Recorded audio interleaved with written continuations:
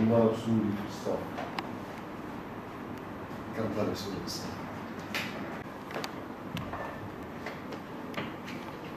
Belki müşkülası.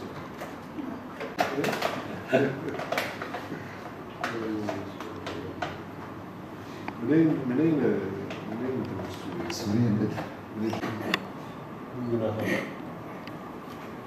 sadece Suriye ve mağdurlar ayrı değil, bütün komşu ülkelerdeki ve dünyadaki bütün mağdurların yanında durmaya da bundan sonra devam edeceğiz. Cumhurbaşkanımızın liderliğinde inşallah. Allah rızası için üzerimize düşen neyse yapmaya devam edeceğiz.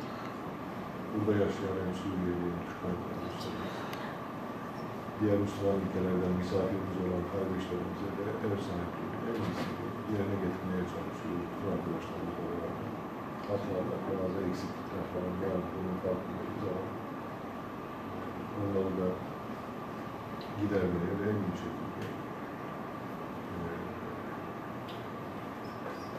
görevimizi yerine getirmeye çalışıyoruz. Kim ne derse desin, diğer ülkeler ne derse desin. Yani bizim umurumuzda değil.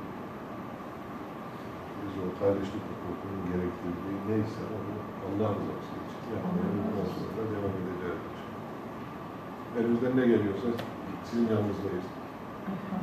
Allah acılarımızı hafifletsin, sıkıntılarımızı gidersin. Tek ricamız bize, Cumhurbaşkanımız'a, Türkiye devletine dua edin. Çocuklarımız oldu, elhamdülillah torunlarımız oldu. Çok üzüldüler, abilerin, komşu, abinin kadınlar, şeyler bayramda gittiler. Bayram günü gittiler. Uşak geldi, bizlerim orada. Çocuklar hepsi gittiler. Suriye'deydiniz. Yok, ben Irak'taydım, Musul'da. Anam gitti, anam yaralandı, ondan sonra öldü. Anam da gitti. Bulaşıkta işliyoruz, sürekli çok sıkılıyoruz ne. Gittim işte, maaşı var ki, ekmek parası, babası çalışmıyor. İşte o hani aynı şeysi mustakbali gitti, şeysi gitti. Geçiniyoruz. Allah razı olsun Türkiye, Allah razı olsun Urfa. 7 senedir kazasız belasız yaşıyoruz. Dua ediyoruz herkese. Allah razı olsun.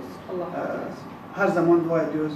Türkiye bizim gerçekten ben çok eskiden tercümandım. Çok ülkelere gittim ama sizin insanlar gerçekten her türlü vakarsınız. Sizin kültür olarak her türlü yani onundasınız başka ülkelerden. Ben çok gezdim.